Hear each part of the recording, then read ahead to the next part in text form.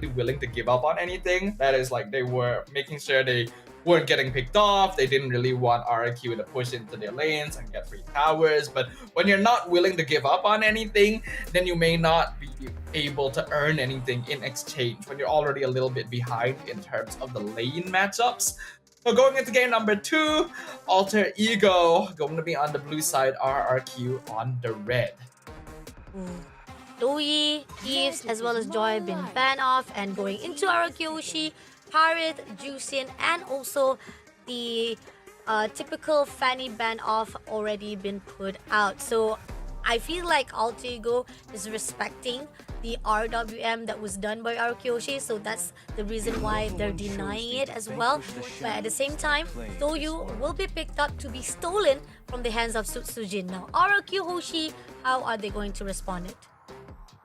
You can probably just grab Matilda here, right? You do the same like alpha baiting that a lot of other teams are doing. Or if you want, you can leave it open for a potential Tigreal down the line instead. Either way works. They will prioritize the Granger.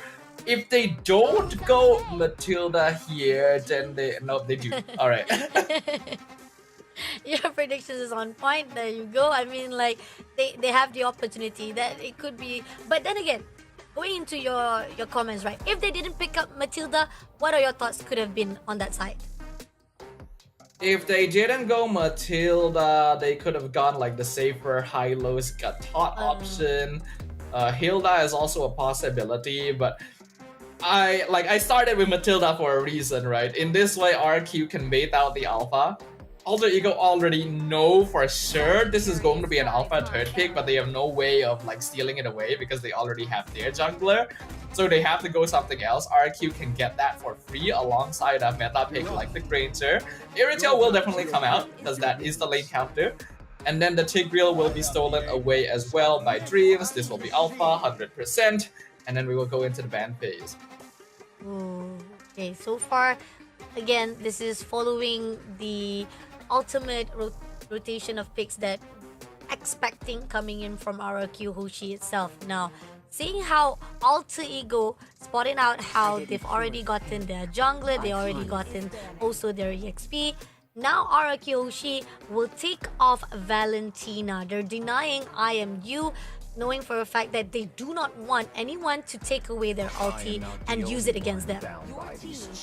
If the Valentina is being banned out, there is the possibility that RQ is looking at a Farsa as a possible pick. The Granger Cecilion combination is still available for them. If paired up with the Matilda, actually grants them a good amount of survivability, though it might make it a bit more difficult to deal with the Irritail. So if they go the Cecilion route on RRQ, they will need an EXP laner that has solid lockdown. That there's not a lot of that left in the pool. As for Alter Ego, they're still going to be looking for their mid laner as well as their EXP lane. They ban out the Phobius. The CC is removed as well. It does seem like both teams are trying to force the other into going the typical sandbag route of the high-lows. Okay, this is interesting. Again, they do need the mage on their both sides. So, possibility of Alter Ego, will they actually take off as well another mage to be put out here for the ban side? Is that going to be a focus from the side of Alter Ego? They could just ban the Cecilion to make sure that RQ doesn't go double artillery composition. But they go for the Vex instead. So if they're banning Vex, they're trying to make RRQ pick glue so that they can maybe like counter with the Faramis. Because like if RQ doesn't go glue here, Alter Ego can go for it quite safely themselves. So Lucas actually doesn't match up too badly into it. So RQ already on top of that one. Alter Ego, they can go glue here if they want to. So the Faramis is still a possibility, so it's a bit risky. Otherwise, you still have options like the Hilda or the Khalid, but both don't actually do too well into Lucas. Hilda probably has better chances though. And let's see, 2 more go. And the the fact that Luke has been picked out by RRQ Hoshi, this is where the fine line, I feel like drafting wise from RRQ Hoshi is even more sturdier. Definitely put out a really good defense mechanism, as well as for the damage wise, RRQ Hoshi has it going down already on their side. Alter Ego, they picked out Hilda and the Faramis for their last pick. To live is to Yeah, they were definitely trying to make RRQ pick the glue here. They were trying to bait them into it. They want to go for a team fight comp with the Tigreal and the Faramis. Having that Nether Realm will grant them a lot more survivability to match up against a Matilda. We see a lot of teams that pick Matilda ban out Angela so that they don't have to deal with as much healing and shielding on the opposite side, but Faramis will grant that in exchange. So now RRQ going to need a pretty good mid laner. Marsa is still in there. Not too sure if it's going to be the best. And if they're worried about rundown, Aurora is also not too bad. But looks like they'll go for the first choice instead. RQ going to have a squishier lineup overall, but also a lot more damage potential. A lot of damage potential coming in from RRQ Hoshi, and we do see a little bit of mobility wise also coming for him. I mean, we do see Granger having a really good skill wise on their side. Not much of a grounding can actually be in the back line. We do have Matilda with a circling eagle, will be able to move away as quickly as possible.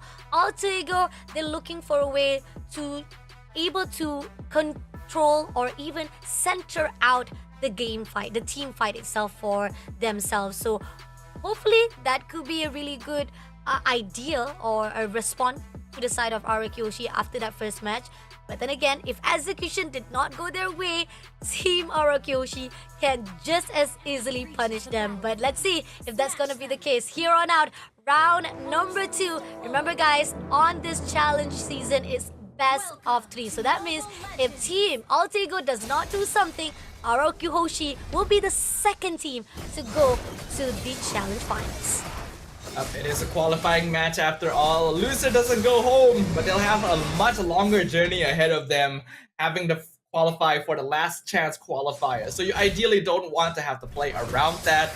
Game number 2, Alter Ego has a very solid composition. The same way that we saw from RQ in game 1, you can play a very honest style and go for more efficient control over the team fight, playing around Implosion and Nether Realm cooldowns. RQ have a good amount of sustain and damage because they can play around this Matilda, but they're going to be overall a little bit squishier. That means that team fights are a little bit more difficult for them. It requires more finesse and synergy and trust because they actually have to play a bit more similar to the style that we saw from Onyx earlier, forming more independent units within team fights rather than just running at them as a death ball. And you have to be really confident on how you actually go in for those combos, because Kara wise, he knows how to shut things down. He was able to lock on you individually and he was confident enough. And if you actually do go in for the fight and overextension was done, too much of his movement was done to a point that didn't manage to clear it out, it's not gonna be easy. I mean, talking about how E-Dog as well as Nino is a little bit tankier and they might be able to pull through as much of his moments to put out. Then again, RRQ Hoshi, they have damage on their side as well. Now looking on the side right here, we are still holding off because so far the teasing, the picking on the side are seen. Turtle has already been spawned and Susujin will be the first one to straight away tease it off. Now Gebe looking for a way, does want to actually try to maneuver and fight it off, but Ido looking forward to straight it off, to fight it off. Darren also go in straight to the Sacred Beast, but Turtle almost reached it out. Susujin will be able to shut him down, and at the same time they're looking forward to the side of Team Alter Ego. Doesn't manage to get the first blood just yet, just enough to get them all the kill or even at the most the damage to pull them off. It's very Dreams gonna be caught there by Enoch. First blood going over to Sutsujin, actually found in his own jungle. Matilda players this challenge season, honestly, have been scaring me a lot. Oh, but Susujin, a little bit overextension, did try to go in for the fight with Gebe as well as Nino and Rince. looking for an opportunity also. He opens up the ultimate and Gabe will be the second as well. Now pushing it, but he managed to actually survive it up, but nope, he was taken down, and now looking for the next one. It's gonna be Riz, been airborne, at the same time shut down by Dreams as well. Now Dreams looking for a way to trade it out, but at the same time Nino, a little bit of the ambitions will be put out, and that's gonna be a good trade already for Alter Ego, even though leads comes through to the side of RRQ Hoshi. Matilda just enables you to play so aggressively, it is ridiculous. Rin's got traded there, but RQ is still going. Suzujin, a little bit overextension, and Roundale almost closing in, and Roundale managed to shut down Suzujin immediately. That overextension was unnecessary, but at the same time, it gives an opportunity to the side of Team Alter Ego to trade it off. Yeah, there was a lot of faith from Suzujin that even if he ran into danger, he would be pulled out by the guiding winds. But a really nice flicker for him at Roundale. The extra bounce from the Ghostbusters is what finished him off in the end. So, Alter Ego gets a little bit back. So far, kill score actually 2-2. The turtle is the only thing that's making the difference for RRQ right now. And you can see that this modification in the draft is making it a little bit easier for them. There's more leeway for Alter Ego to play around now that the Tick Rail is on their side, and they have the Nether Realm too. Darren try to go in 1v1 with Nino. Doesn't manage to go in. Turtle will be spawned. This is going to be the second turtle as Dream. We'll try to tease it out. E-Dot looking for a way. Does try to actually pick it off to Roundale, but at the same time, not going to do anything as Dream looking for the opportunity to go in. But there you go. Goes out for the stun. Gabby moves away, but at the same time, E-Dot now stuns comes in from the side of Darren. Rins managed to take down Dreams first of all, but Gabby trades it off for Darren. And Suzujin also managed to get the turtle. I'm definitely seeing a trend of EXP laners and Lucas in particular just basically sacrificing themselves as a way of making sure their team is able to achieve some kind of objective. In this case, both of the first turtles of the game have been claimed by RRQ because of the guiding winds Lucas play. Toy now being targeted. Ooh! And at the same time, Toy almost close enough to be shut down. But Rins and E-Dot will be coming in for the backup. Eno almost close enough. Will be able to move away before being a casualty in the hands of RRQ. They instantly back it off once they see Dreams rounding the corner. Want to play it a bit more safe there. Dyren actually being dragged all the way into the top half of the map to see if they can mess with Heise's farm. Irritel can be pretty scary once you get into that mid-game phase. Sutsujin though, in some trouble. In some trouble, being tagged off by 3 players. Roundale, Nino, as well as Gebe, getting the kills right in the hands of Nino. Now, pushing in straight to the mid as well as turret will be shut down, clearing off the mid lane first of all. That's just the first turret on this 6 minute, right in this match number 2, or round number 2 of match number 2 itself. And somehow, RRQ, yes, they did giving off the opportunity to the side of Team Alter Ego to get the kill, but yet again, their objective still in the focus.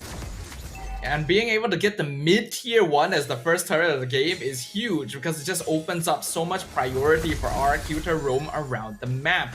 Looking at the first items, nothing too unusual here. Flask already completed on E-Doc that'll allow RRQ to play a lot more aggro. Toy going for the Sky Piercer build on the Granger, so intending to be the finisher overall, and otherwise pretty default openings for RRQ. They only have about a 1k gold lead, but they've been making sure to trade every single time they see Alter Ego go for some kind of gank on the map. They're making something happen elsewhere. And Dreams gotta go in straight away, but it's gonna be Riz who takes down Dreams immediately, not allowing that implosion. Sujin also takes down immediately the turtle and now pushing her to Roundale. But at the same time, Darren pushing her straight to Nino with a Sacred Beast form. But Nino managed to pull away, and Heis was able to scare away for that backup, but they did manage to get the kill and the turtle. They needed the 3 turtles right in the hands of RRQ. A massive mistake by Dreams right there, wasting his entire combo and leaving himself vulnerable in the middle of the river with no team backup because RRQ Hoshi were still doing the guiding winds Lucas combo and pulling Dyren in to separate the rest of his team from him. And now that there was no longer an implosion to play around, they could actually take Dreams out and even pick off some extra without worrying about diving too deep into the enemy jungle. Alter Ego cannot have that happen. I really do think the implosion should be saved for a little bit later in the fight instead of trying to initiate with it. Let's see if that's gonna be a good decision making or a note they are gonna build up after the mistake was done. 3,000 goals in the lead right here does show that RRQ is in the really good potential of form, even despite that the leads or the kills are just lead by 1 point. And RRQ Hoshi, they already have a really good cover out. One layer of turret has already been cleared out, and Dyren is looking for someone for them to push in. Roundale and Nino right in the scene, gonna go all out to Dyren first of all. Dyren gonna stun it off and push it out to Nino. Almost close it out, but doesn't manage to get the kill they needed. The last hit that was needed to be shut him down. Nino pull away, and that's a really good composition coming in from Alter Ego. But then again, right here, Dyren tried to tease off Dream as well.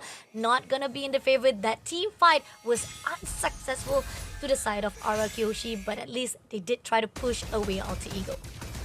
It had the potential to be disastrous, actually. Once I saw Dreams coming in from the flank and RRQ still quite grouped up in the mid lane, I thought for sure a Flicker Implosion play was coming.